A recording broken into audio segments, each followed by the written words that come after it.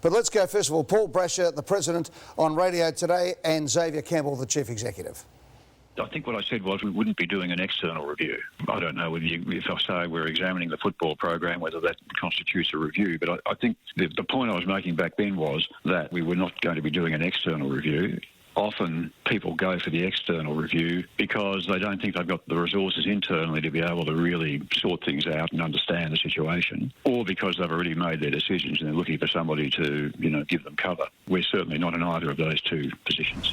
I don't think review should be a dirty word. I mean, review is happening all the time. I mean, we had a review at the end of last season after what a lot of people would say was a very positive year. There are certainly different magnitudes of reviews, and I think by the sheer nature of which Paul has spoken to this over the last 24 hours and the support he's put right behind all the people, including me, including Josh and including Ben, that this is a review that's designed to try and find areas of improvement and adjustment. Ross and Ed, those comments had clean up, wash up and backpedal written all over it. Now, Paul Brasher has put out a message to members on Monday night. We talked about it on Classified. He called it a review. He said every element of football, and he talked about membership as well, would be reviewed. He apologised for not telling his members about the Xavier Campbell re-signing. My understanding is Xavier Campbell has been left out of the loop at some point here, because Xavier Campbell was adamant that there was no review.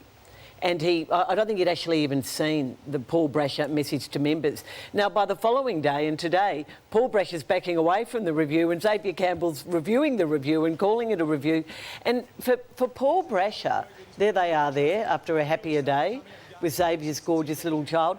For them to say that we've got the internal resources, Ross, who are capable of doing this. Now, Wellman, Sheedy and Madden, I'm sorry, 3 board members, one of whom in Kevin Sheedy, who is wedded to Adrian Dodoro and has been for years and years and years. I mean, I have great faith in Simon Madden as a person, but I don't think he's the person to be doing this review, or Sean Wellman. They need to bring in an external reviewer. Well, there's a lot to pull out here, isn't there? Like, the left hand doesn't know what the right hand's doing. You have a go. It's not congruent, is it? What they're saying it's a review, but it's not a review. Everyone's keeping their job. You're going to review It's going to be review. incremental. Maybe their review is their media plan, and they're getting on the same page and being unified, because it doesn't come across as that.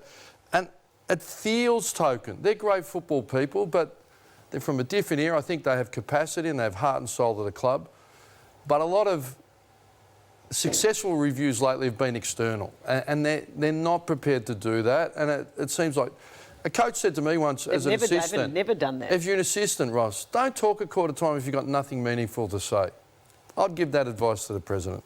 Well, the President, I think, has done this probably in the comments were not completely overseen by the CEO and perhaps even the media executives at the club, Ed. But I put it to you, the timing is interesting when you look at what Essendon's got coming up. Yeah, look, I think that the President has done the review, and I think what he said on Monday night was pretty fair and accurate. And I think he's come out and said Xavier Campbell's just signed for 2 years. Josh Marnie's right. He's stood by Ben Rutten, the coach, tonight, says he'll absolutely be coaching next year, and Adrian Dodoro's there. So as far as I can see, what they're getting the board members to do... Have they said they're going to keep Dodoro, have they? I haven't heard that, but I would... No, the other coaches will definitely go. But I have a look at it and I say, that's what a board does. Those 3 board members, that's what you do. You review every month. That's called a board meeting. So I don't think there's anything... I do think that... He called it a review. He made it a specific That's all right. review. He can call it. He can make a slip too. Why should other coaches go? Oh, they did play finals last year. Yeah. Are we overreacting to the performance? No, we're not overreacting. Did they outperform? There were some serious problems there They're a young culturally side. at that football club. They are young. Can I address that? So they've got the 150th anniversary banquet coming up the day after they play Carlton. Now, that was a good idea back in the day when they were doing the build-up to it, and I've fallen victim to Carlton raining on the parade as well. Our 125th, I've never walked in and felt so flat and just had no idea what I was going to say that night. And what I did on that night was say, right, OK, forget that game. Let's just celebrate 125 years. And I would really advise the Bombers to celebrate on that night the 150 years. Forget about what happens against Carlton the night before. And I think that what's happened there with Brasher is that the President Brasher is that He's looked at that. He has to be seen to be doing something. They've got a bye this week. The intensity into that build-up. Then we'll whack up their next 3 at the MCG. They've got big games coming. They have to be seen to be doing something, and sometimes you get caught up in those things. So they've got Carlton, who they might get because they've got a few injuries, but they've got St Kilda the week after, and then the Eagles. Well, they would want to win that game. So the Bombers got some issues there, but they are a young side. I think they've actually got the right course from what Stop the giving them president's saying. excuses here. No, but I'll say this, Carol. They've been giving themselves the same excuse. Yeah, but They're what- not going to win a long. premiership within the next 2 But years. what I would like to see Essendon do is say, right, it's 10 years now since the supplement saga. I think Essendon overplay their hand in trying to be all things to everybody, that they're still carrying some But guilt, they get some address guilt on that. this stuff. No, but I think they have to The really president address come it. out and said, we've drawn a line in the sand, Yeah. it doesn't matter, we're But what sick of they've got to do- apologising, we're going forward. Is that what happened? Whack up the vision from the GWS box the other day. Now, Essendon fans would have been watching this and saying, right, why haven't we got these guys? Why haven't we got the vision? There it is. You've got McVeigh, you've got Hurd, and you've got Solomon. Now, whether or not Hurdy comes back, not as a senior coach, but you get them back. I mean, these are the 3 Get them sorts back of to guys. do what? You just said they're going to get rid of assistant coaches. So you didn't James get Hurd past oversaw the Collingwood. most catastrophic football program I'm not promulgating the club's ever seen. I'm promulgating what I'm saying. James Hurd won't be coming back to coach. No, he's not coaching. I didn't say that. What I'm saying, though, is that it's time for Essendon To to assistant put a coach. line underneath it. You went Now, and what got happens Mick with the Mulder Bombers? said. Well, You they- got Mick. Yeah. And Essendon got Sheedy from Richmond. Yeah. Sometimes you've got to go outside of your own. I think that's their problem if they always go back. But what I'm saying is that the president and the CEO have said, no, this is the team. They're staying. I with it. like it. So 2 years down the track, they all get the chop. That's or fair. this is what they're going to go at. Now, I'm not promulgating bring all those guys back or anything else. But you're promulgating there's big stability. issues. But the big Stability. issue for the Bombers is every time they win the toss, Mark Robinson will write in the Herald Sun because he puts his beanie on to write about the Bombers. And that's not a knock on Mark Robinson, but they get so fizzed up about it. They send out 100 media releases every week about everything that's going on.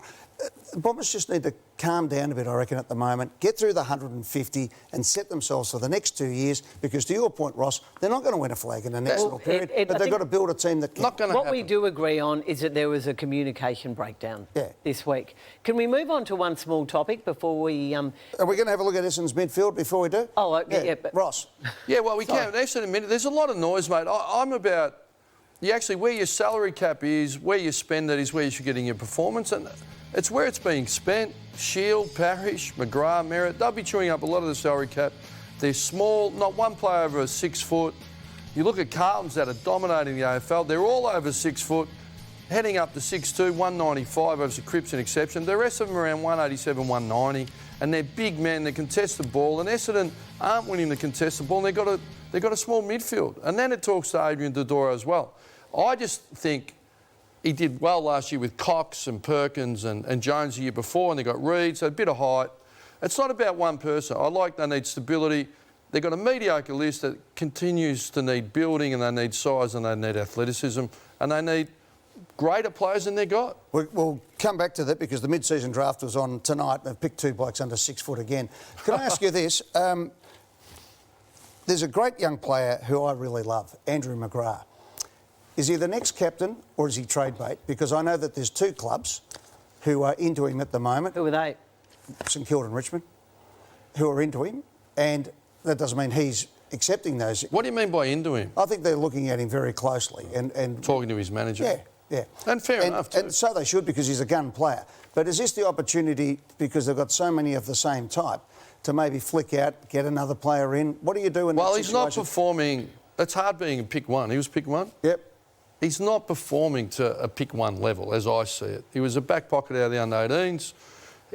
He's never going to be a key position player and dominate a game. I think he's a good, solid player and he's got great character. Great character. But if you're not going forward as a club, maybe you cut your loss and you get a new early... But what are you going to get for him? But that's where your review is now. I think That's what Merritt's your the review next is. captain. I wouldn't be worrying about the coach. No and one everything prepares else. better than Merritt and competes more consistently than Merritt.